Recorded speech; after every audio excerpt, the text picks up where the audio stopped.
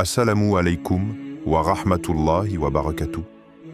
Dans ce monde agité, bruyant, saturé de paroles inutiles ou blessantes, on oublie souvent la valeur du silence. Et pourtant, le silence est une lumière, une forme d'adoration discrète, une sagesse qui soigne l'âme. Ce que je vais partager avec toi aujourd'hui est un rappel simple, mais puissant, capable de transformer ta manière de vivre, d'interagir et de te rapprocher de ton Créateur. Parce qu'en islam, le silence n'est pas un vide, c'est une réponse, une posture, une preuve de maturité spirituelle. Parfois, se taire est plus fort que répondre. Parfois, ne rien dire est un moyen de préserver son cœur, d'éteindre la colère, de fuir le péché.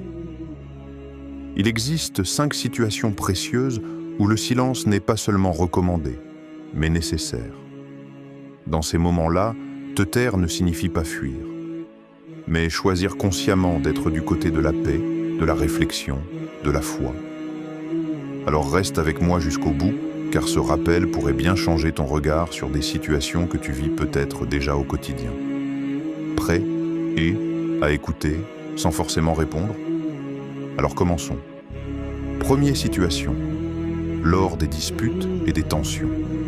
Imagine une scène familière, les voix montent, les visages se crispent, les regards deviennent tranchants. Une dispute commence souvent par une simple parole, une remarque mal comprise, un ton un peu trop sec, et puis, comme une étincelle tombée sur de la paille sèche, tout s'enflamme.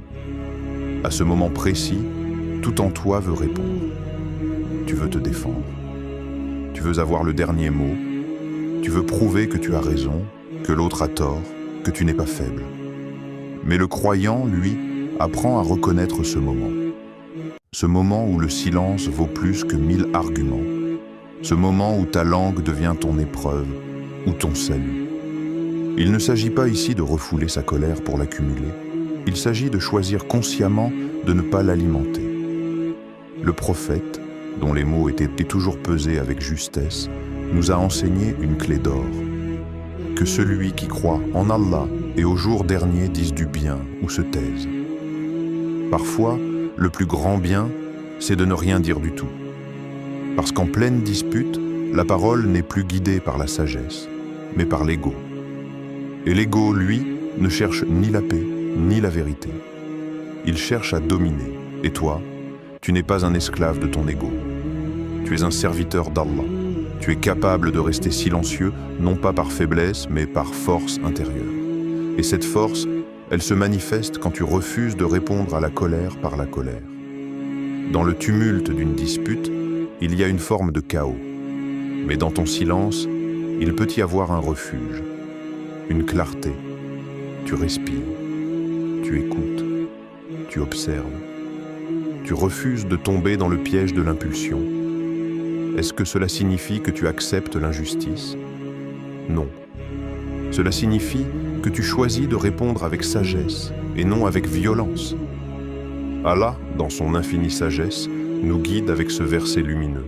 Repousse le mal par ce qui est meilleur, et ton ennemi deviendra comme un ami chaleureux. Sourate Fussilat 41-34. Imagine cela. Tu éteins un feu sans utiliser un autre feu. Tu tends la main quand l'autre te montre le poing. Tu gardes ton calme quand l'autre perd le sien. Ce n'est pas de la soumission, c'est de la maîtrise. C'est un choix conscient, celui de préserver ton cœur et ta relation à Allah.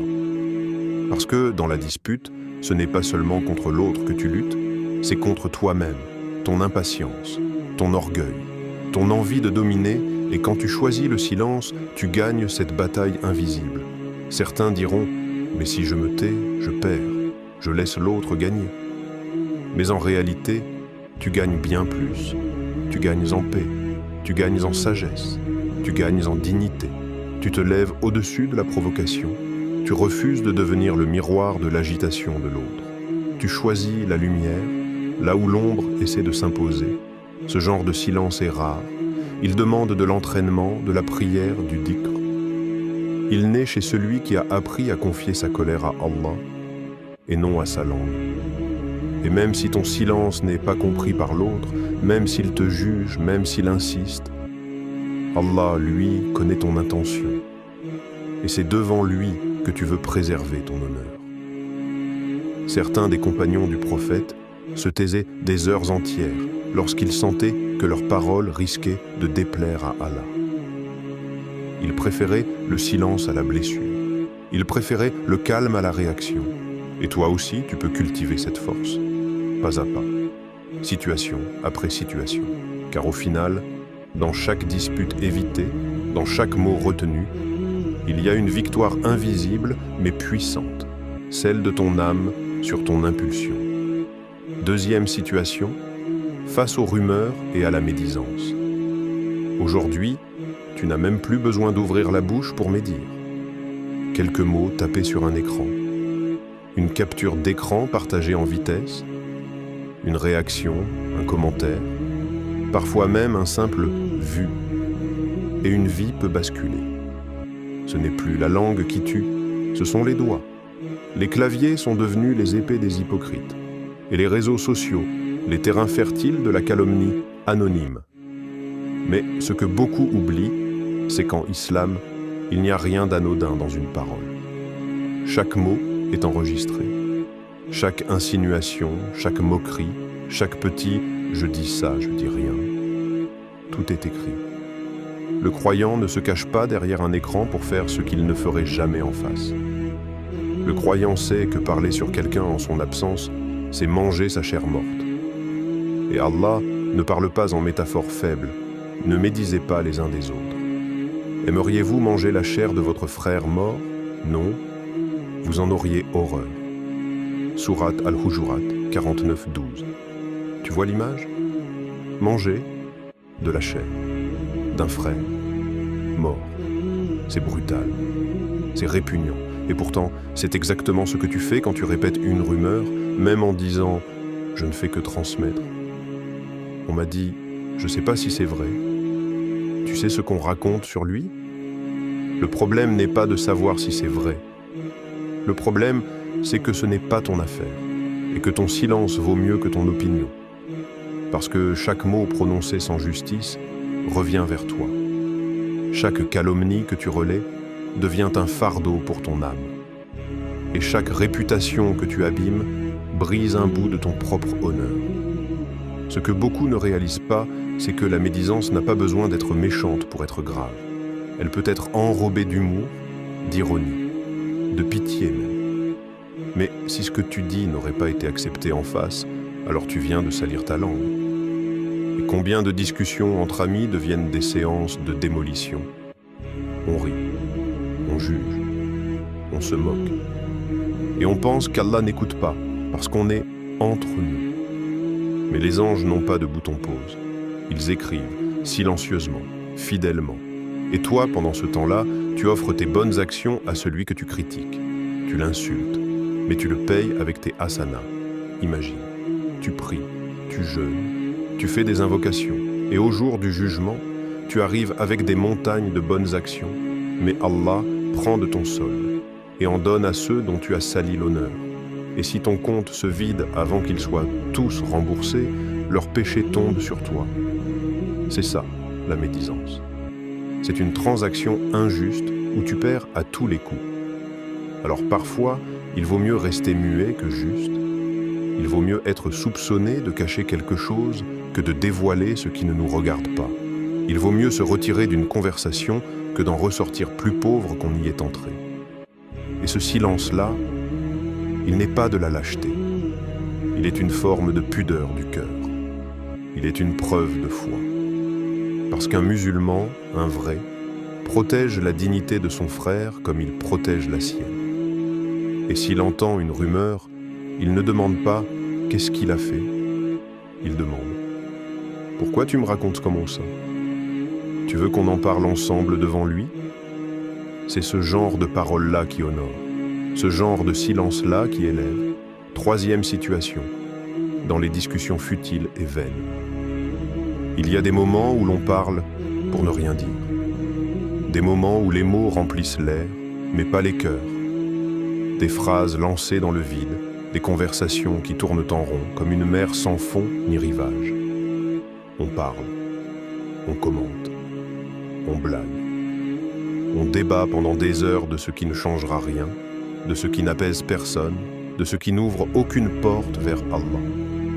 Et pourtant, on continue, parce que le silence dérange, parce que se taire, parfois, donne l'impression d'être absent, indifférent, en retrait. Mais en réalité, celui qui choisit le silence dans les vaines discussions choisit la profondeur. Tu sais, il y a des mots qui nourrissent et d'autres qui usent. Il y a des paroles qui allument la foi et d'autres qui l'éteignent doucement, imperceptiblement, comme une bougie laissée dans le vent. Le prophète parlait peu. Mais quand il parlait, ses mots étaient comme des perles, pesées, denses, utiles, jamais vides, jamais gratuits. Nous, aujourd'hui, parlons trop vite. On saute d'un sujet à l'autre, on commente l'actualité, on juge, on suppose, on critique. Et au final, que reste-t-il? Un cœur agité, une langue fatiguée et une âme vide. Le Coran nous prévient, avec des mots simples, presque tranchants, par le temps. L'homme est en perdition, sauf ceux qui croient, accomplissent les bonnes œuvres, se recommandent la vérité et la patience. Sourate Al-Asr.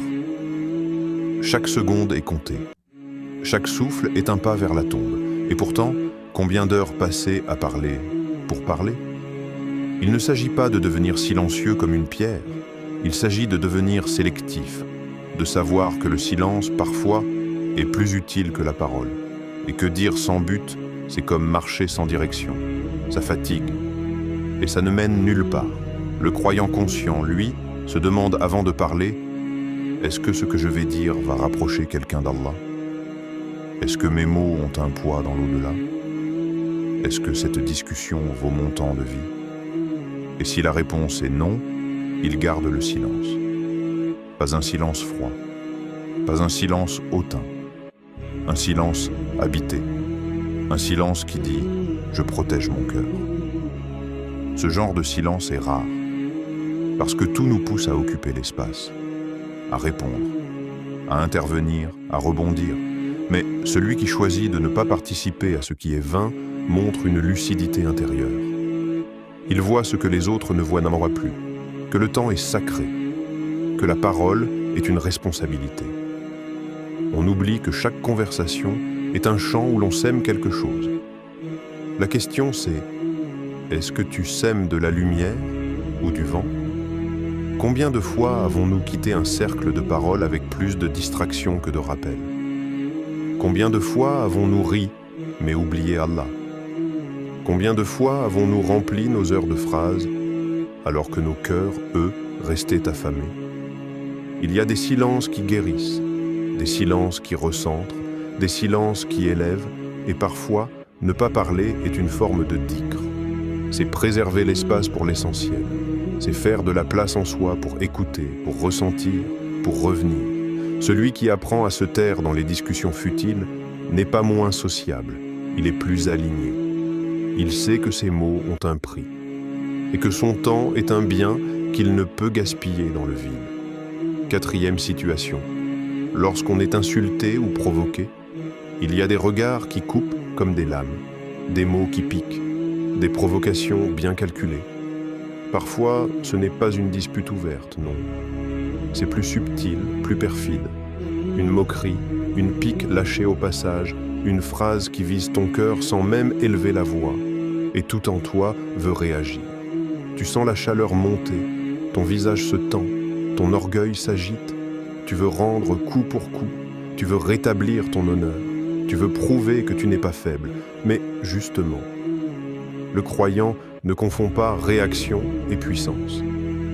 Il sait que le silence dans ces instants-là est un acte de force. Le prophète nous a enseigné. Le fort n'est pas celui qui terrasse les autres, mais celui qui maîtrise sa colère. Al-Bukhari. Maîtriser sa colère. Ce n'est pas l'éteindre comme une machine froide. C'est la contenir comme on retient une rivière qui déborde, avec effort, avec dignité, avec reliance à Allah. Quand tu es insulté, provoqué, humilié même. Tu fais face à un choix. Tu peux répondre avec la même dureté, entrer dans le jeu, t'abaisser à ce niveau, ou tu peux choisir le silence.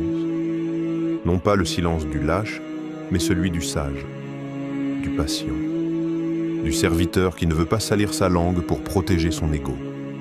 Le Coran décrit les vrais serviteurs d'Allah en ces termes, et les serviteurs du tout miséricordieux sont ceux qui marchent humblement sur la terre, et lorsque les ignorants les interpellent, ils disent « paix ». Sourate Al-Furqan, 25-63.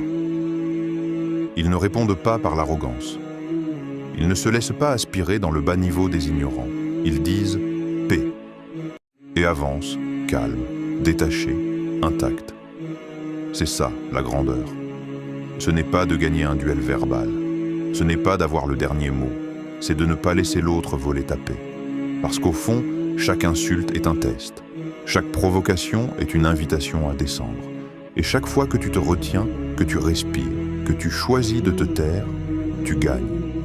Tu gagnes devant Allah, tu gagnes en silence, tu gagnes en lumière. Tu penses peut-être que répondre te rendra plus respecté. Mais le silence face à l'ignorance inspire bien plus de respect que 1000 répliques. Parce que celui qui insulte agit par faiblesse. Celui qui provoque cherche un terrain de combat. Mais toi, tu n'as pas été créé pour répondre à la bassesse. Tu as été créé pour marcher avec honneur, avec lumière, avec noblesse. Et quand tu gardes le silence dans ces moments d'épreuve, tu ne t'effaces pas, tu t'élèves, tu te protèges. Tu montres à ton âme qu'elle n'est pas dirigée par l'impulsion, mais par la foi. Il y a des silences qui brûlent plus fort que les cris. Des silences qui blessent l'ego de celui qui cherchait la bagarre et qui ne trouve que calme, et Allah voit cela. Chaque mot que tu n'as pas prononcé par sagesse. Chaque réponse que tu as gardée dans ton cœur pour ne pas salir ta langue. Chaque colère que tu as serrée dans ton poing sans la laisser frapper. Tout cela est enregistré. Et tout cela pèse lourd, du bon côté. Ce n'est pas facile. Mais c'est justement dans la difficulté que naît l'authenticité de la foi. Laisser passer une insulte, ignorer une provocation, rester droit face à l'attaque, c'est refuser de tomber dans l'obscurité. C'est dire, intérieurement, ma lumière n'est pas à vendre. 5e situation, face aux opinions divergentes. Il y a un moment particulier où le silence devient difficile, celui où l'on n'est pas d'accord. Quand ce que l'autre dit heurte nos idées, contredit nos principes ou défie ce qu'on croit être juste. Et dans ces moments-là, l'orgueil prend souvent la parole avant la raison. Tu sens ce besoin de corriger, de convaincre, de remettre l'autre à sa place. Tu veux faire entendre ta voix, démontrer que tu sais mieux, que tu es plus proche de la vérité. Mais est-ce vraiment la vérité qu'on cherche dans ces échanges? Ou juste une victoire de surface, un soulagement de l'ego? Le croyant, lui, apprend une autre voie. Il apprend que se taire, parfois, ce n'est pas fuir le débat, c'est protéger la paix. C'est mettre la sincérité au-dessus de l'argument. C'est préférer la lumière de l'écoute à l'arrogance du verbe. Ce silence-là, ce n'est pas de l'indifférence, c'est une manière de dire « Je t'écoute d'abord. Je veux comprendre ce que tu vis, je ne suis pas ton ennemi. » Parce qu'un désaccord ne devrait jamais devenir une guerre. Pas entre croyants, pas entre cœurs qui recherchent Allah. Le prophète avait face à lui des compagnons différents, avec des tempéraments variés, des niveaux de compréhension distincts. Et pourtant, il ne s'empressait pas de corriger ou de couper la parole. Il écoutait. Il laissait l'autre s'exprimer. Et ensuite, il apportait la lumière avec douceur, avec justesse. Le Coran lui-même nous oriente. Obéissez à Allah, obéissez au messager. Et si vous vous disputez sur quelque chose, ramenez-le à Allah et au messager. Sourate An-Nisa 4,59. Ce verset ne dit pas « impose ton avis ». Il dit « cherche la solution auprès d'Allah et de son messager ». Cela suppose d'être capable d'entendre autre chose que son propre raisonnement. Cela suppose de reconnaître que l'autre peut avoir vu un angle que toi, tu n'avais pas envisagé. Et si tu n'écoutes pas, comment sauras-tu si c'est le cas? Souvent, nous voulons être entendus, mais refusons d'entendre. Nous voulons que notre vérité soit reçue, mais refusons de recevoir celle des autres.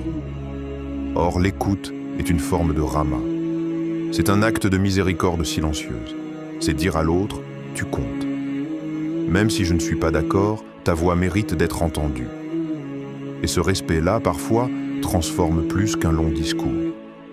Parce que celui qui se sent écouté ouvre plus facilement son cœur. Et peut-être qu'à force d'écouter, tu te rendras compte que le désaccord n'était qu'un malentendu, ou qu'il existe un terrain commun, un espace d'entente, mais que tu n'aurais jamais découvert sans ce silence de qualité. Ce silence est une sagesse. Il demande du travail sur soi. Il demande d'accepter de ne pas avoir toujours raison ou de ne pas avoir besoin de le prouver. Et surtout, il t'invite à poser une question essentielle. Est-ce que ce que je veux dire va rapprocher l'autre d'Allah ou l'en éloigner? Est-ce que ma parole va construire un pont ou ériger un mur? Parce qu'au fond, dans chaque divergence, il y a une opportunité.